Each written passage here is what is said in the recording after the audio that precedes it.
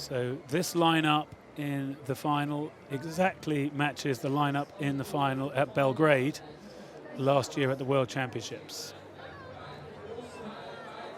Although they're in different lanes, but all 6 crews are there. So the rematch of the 2023 World Rowing Championship final. In lane 1, Italy, Carucci, Panizza, Chiumento and Gentili. In lane 2, Poland, the crew to watch in this race.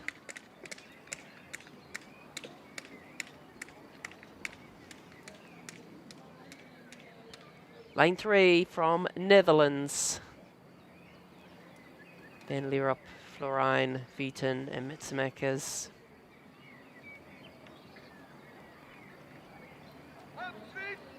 Lane 4, Great Britain, Collins, Dixon, Barris and Thomas.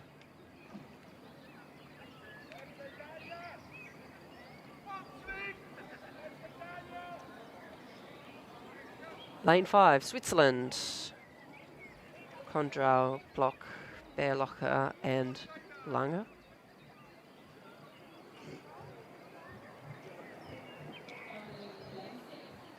And lane 6 from Germany, Finger, Appel, Nasker and Rommelmann.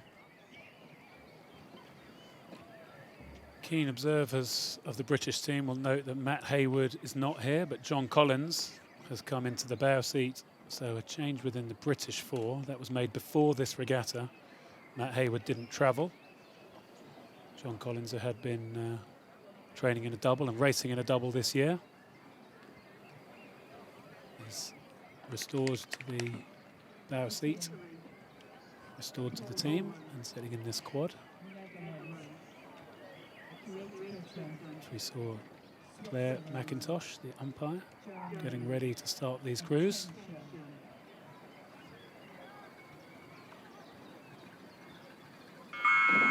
Calmness before the start, and unsurprisingly, in these beautiful conditions, all 6 crews getting away very, very smoothly. The Germans, if anything, slightly behind. Look how good this Dutch crew is. They're the world champions, gold medalists from last year, smoothly stepping away. The Polish were the world champions the year before, and I think the Dutch would be pleased to see that they've stolen a couple of meters on the Polish already. Quick start here for the Swiss over in lane 5. I wasn't sure if the Swiss had a particularly fast start or if the Dutch had the Germans had a particularly slow one, but no doubt about who all eyes are looking on, the world champions in the centre of the course, but a bit of speculation that perhaps if there's anyone who could upset them, that Poland could be that crew grade. Yeah, well, Poland, we have a look at them now. They were bronze medalists last year, but we thought they looked pretty good in the heat. They pushed the Dutch hard that day, and here they are right up beside them. And right over there, the Italians as well, of course, silver medalists last year, finding themselves on an outside lane. So having a look now at Great Britain, that's Graham Thomas in the stroke seat. He's come back in, having raced in the single scull, racing now in the quad. And as with these quads, we're flying out to the first 500. You can see it's 3 crews over there. The Netherlands just with their bow in front of Italy and Poland. And then it's a little gap to the 3 crews on this side of the course. A Dutch sculling in such incredible shape. We just saw the Dutch men's double a couple of races ago. So impressive. So Dutch men's sculling really on a high, and I think setting that model technically for the rest of the world to try and catch. But it really is 2 races unfolding here, isn't it, Greg? The 3 leading crews on the far side in lane 1, 2 and 3, and the 3 trailing crews in lane 4, 5 and 6. It's hard when you've got a situation like that, if you are at the crews in 4, 5 and 6, to find yourself in your own race, which is unfortunately not vying for a medal. Yeah, the British, we can see them now looking in at Graham Thomas there. But this is where the real race is, and it is the Dutch who are kind of performing business as usual. As you say, they're the model, it's pretty smooth. So are the Polish. The Polish look so short in terms of the finish, how early they just check those blades out of the water. Don't do any extra effort that you don't need to. It's kind of all that work is done in the first third and the second third of the stroke, and really the third third, they're just checking the blades out and getting up and onto the next stroke. We're coming here towards this halfway marker. It's going to see them through. You call it, Sarah. Sorry, Greg. Coming through the 1,000 there, the Dutch still in the lead by half a length over the Poles, who in turn half a length over the Italians. But a bit of a push here coming from Germany over on the far side, have broken themselves away from the trailing boats. But it's interesting that the Italians and the Dutch, the Poles and the Dutch rather, both on 39 strokes per minute, but looks quite different. Even though they're on the same stroke rate, you said that the Poles are quite short, and you get a great shot here of the two. Same stroke rate, but completely different styles. Yeah, it's a different way that they're applying the force, isn't it? Like I say, for me, the Polish really get the work on in the first quarter, first third, middle third. Looking now at the Italians going in on Giacomo Gentili in the stroke seat. So experienced in that seat. They were third at Varese in the first World Cup. It's not where they want to be. They want to be closing the gap here, making sure they're on the podium, but trying to move up the podium. We're looking again at Great Britain, who are in the centre of the course, but the race is getting away from them.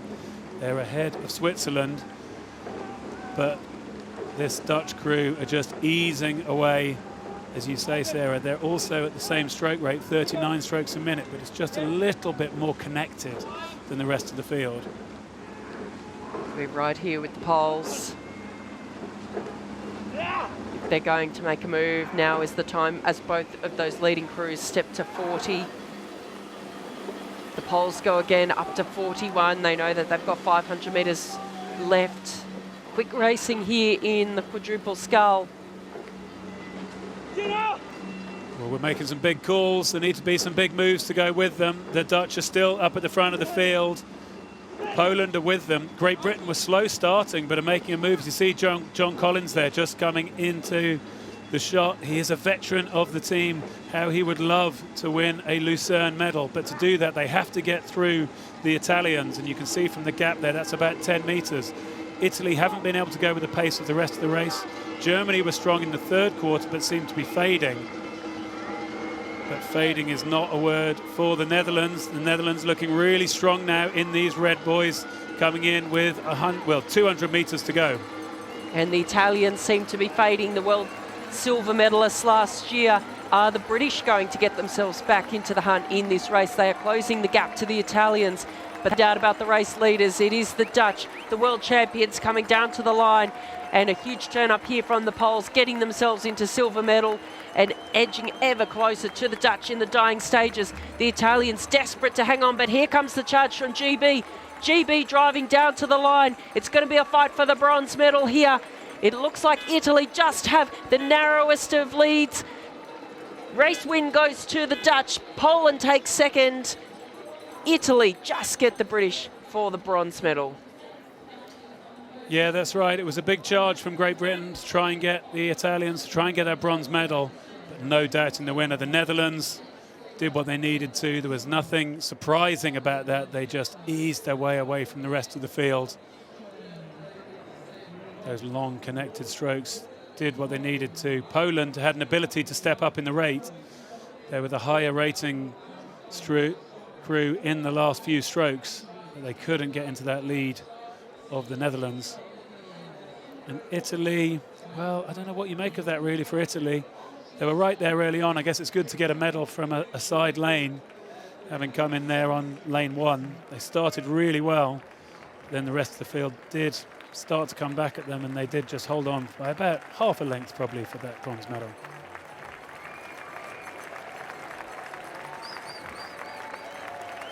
Great early shots there of the Dutch, beaten in the 3-seat, 202 centimetres tall, or 6'8".